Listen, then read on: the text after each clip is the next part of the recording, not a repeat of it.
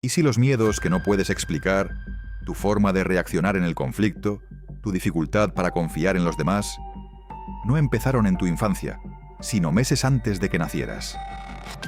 No es filosofía, no es psicología del pasado, es biología.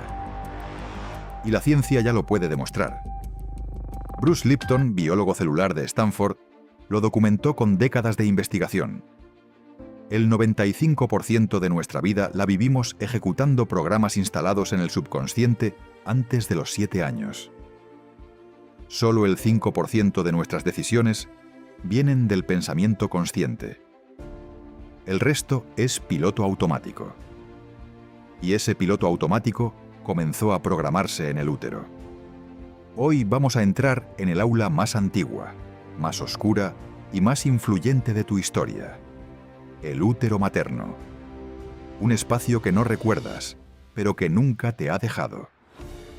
Vamos a hablar de neurodesarrollo real, del eje hipotálamo-hipofisario-adrenal, de ondas cerebrales, de epigenética. No hay misticismo aquí. Solo ciencia que probablemente va a cambiar la forma en que te ves a ti mismo. Bienvenidos a Cerebro Oculto. Para entender cómo se forma el inconsciente antes del nacimiento, primero necesitamos redefinir qué entendemos por inconsciente desde una perspectiva neurobiológica. Olvidemos a Freud por un momento. No hablamos de represión ni de sueños simbólicos. Hablamos de algo mucho más concreto. La memoria procedimental e implícita.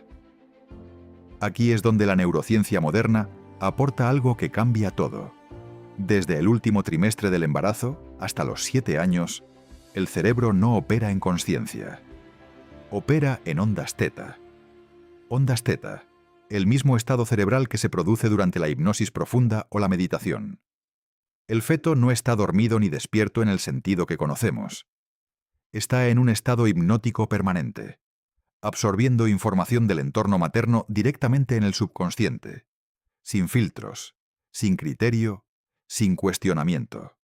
A partir del segundo trimestre de gestación, el cerebro fetal es una máquina de procesamiento que trabaja a una velocidad que no volvemos a alcanzar en la vida adulta. La neurogénesis, la creación de neuronas, ocurre a un ritmo de cientos de miles por minuto.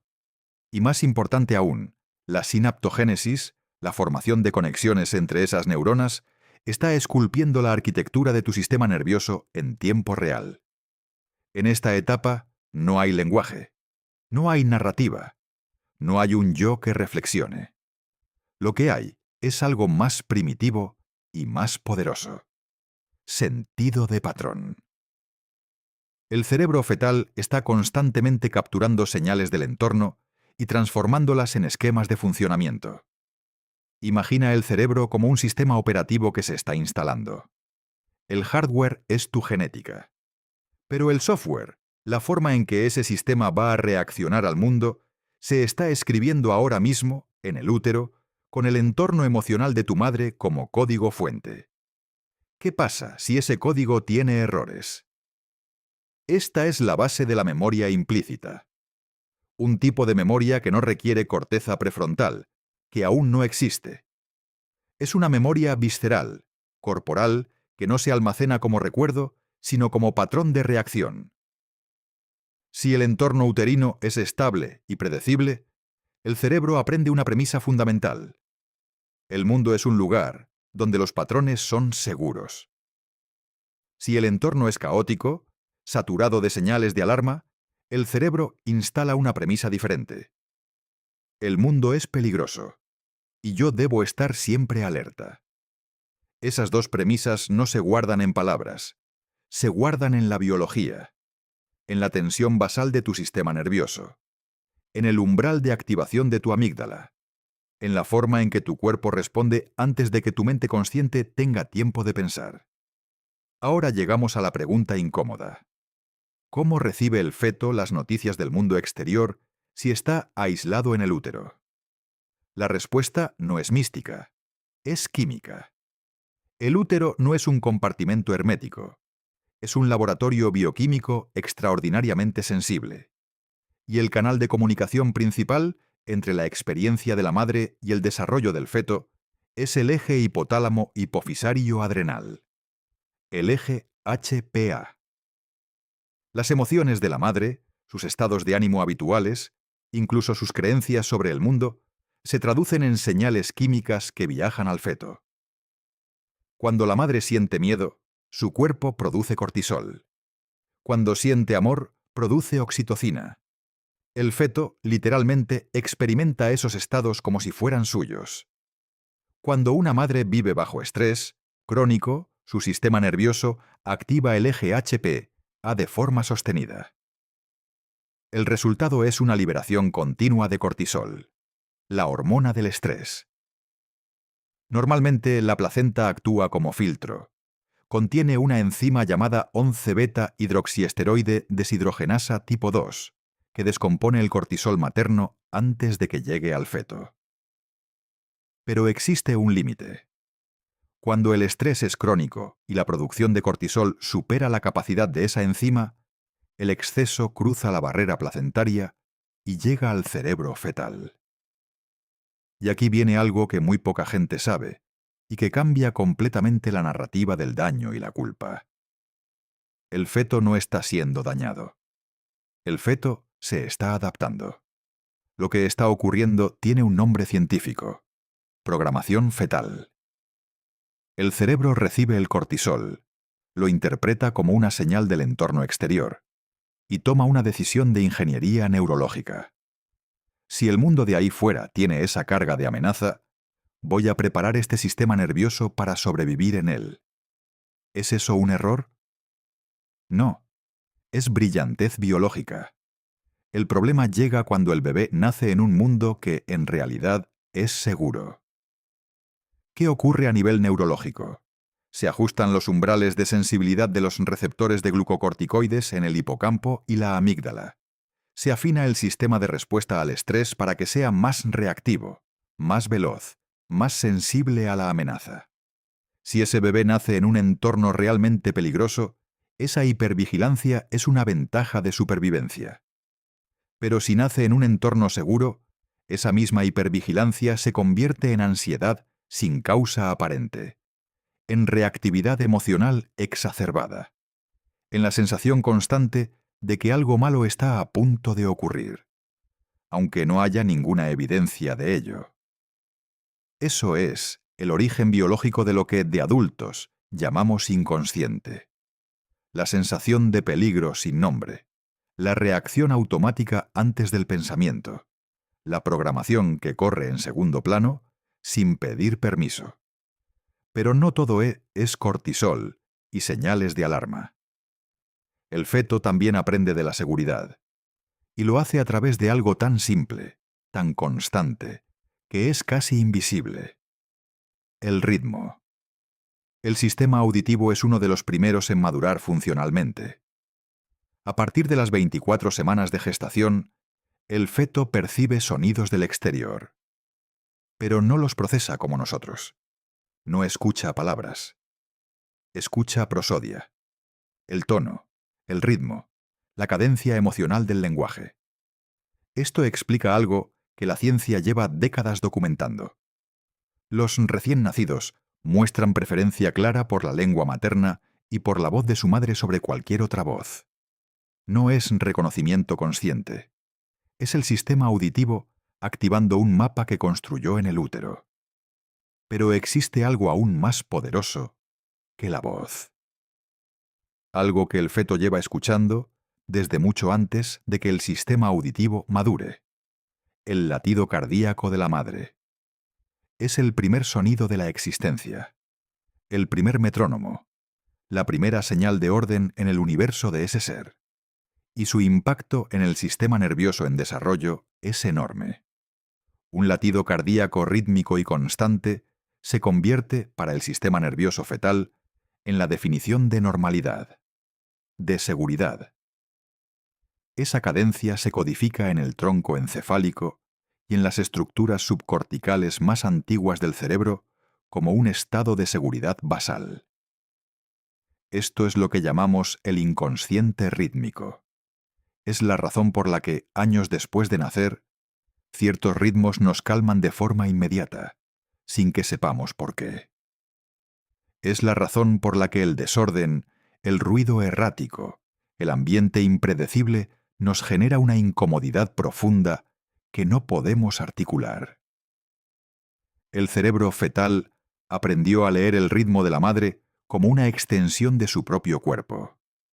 La célula no responde a la realidad objetiva, responde a la percepción del entorno. En el útero, esa percepción se construye sobre ritmo, calor, quietud o caos. Y esas percepciones primarias se convierten en la lente a través de la cual el sistema nervioso interpreta el mundo de por vida. Por eso el contacto piel con piel tras el nacimiento no es solo un gesto de afecto, es neurológicamente potente. El recién nacido, sobre el pecho de la madre, vuelve a escuchar ese latido. El sistema nervioso reconoce el patrón. El cortisol cae, la oxitocina sube. No es que el bebé se tranquilice, es que su sistema nervioso vuelve a casa. Llegamos al territorio más fascinante y también al más liberador de toda esta conversación. La pregunta, que probablemente ya te estás haciendo. ¿Significa todo esto que estamos condenados? ¿Que la programación prenatal es una sentencia biológica sin apelación? La respuesta es no. Y la ciencia que lo explica se llama epigenética. Durante décadas, la biología dominante sostuvo el determinismo genético. Eres lo que tus genes dicen que eres. Pero la investigación con células madre demostró algo diferente. Células genéticamente idénticas colocadas en entornos distintos se convirtieron en tejidos completamente diferentes. Unas en hueso, otras en músculo, otras en grasa. Mismos genes, destinos completamente distintos. La variable no eran los genes, era el entorno. No son tus genes los que controlan tu biología. Es la percepción que tienes de tu entorno la que controla la expresión de tus genes. La epigenética estudia exactamente eso. Cómo el entorno altera la expresión de los genes sin cambiar la secuencia del ADN. Es como si el ADN fuera el guión de una obra de teatro. La epigenética es el director que decide qué escenas se representan hoy y cuáles permanecen entre bastidores. Y el estrés prenatal, la nutrición de la madre, las toxinas ambientales, incluso los estados emocionales sostenidos, actúan como ese director, marcando genes con grupos químicos que los silencian o los activan. Y esas marcas pueden persistir décadas. El doctor Peter Nathaniels lo expresó con una claridad que sacudió a la comunidad científica. Hay evidencia creciente de que la programación de la salud de por vida por las condiciones en el útero es igualmente, si no más importante, que nuestros genes para determinar cómo nos desarrollamos como adultos. No es determinismo. Es exactamente lo contrario. Porque si el entorno puede activar o silenciar genes, también puede reescribirlos.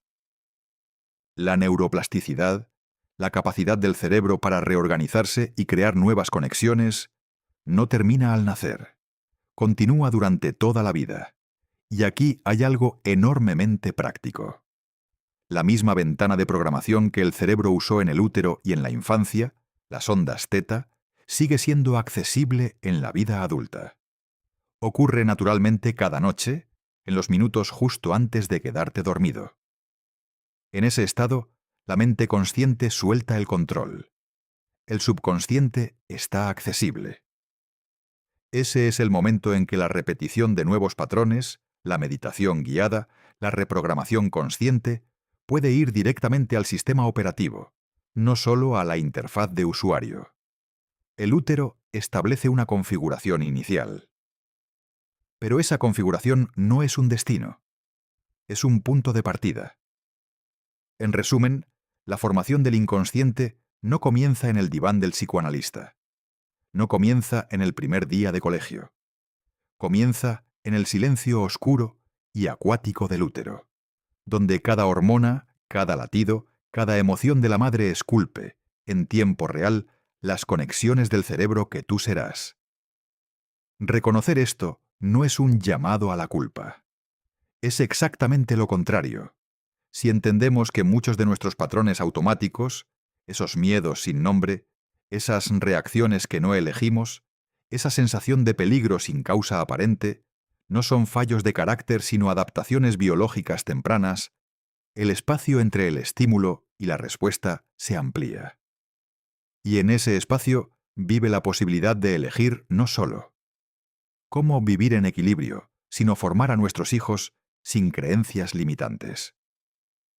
Somos el resultado de una conversación constante entre nuestra genética y nuestro entorno, que empezó mucho antes de que pudiéramos participar conscientemente en ella. Descubrir nuestro cerebro oculto no es un ejercicio de victimismo. Es el primer paso para dejar de ser gobernados por una programación que nunca elegimos y empezar a escribir, con conciencia y herramientas, el software que queremos ejecutar. Gracias por acompañarme en este viaje al origen. Si este enfoque riguroso sobre cómo funciona tu mente te ha resonado, suscríbete a Cerebro Oculto. En el próximo video vamos a analizar algo igualmente perturbador y liberador. Cómo el trauma temprano modifica físicamente la arquitectura del hipocampo. ¿Y qué puede hacer la neuroplasticidad al respecto? Hasta la próxima.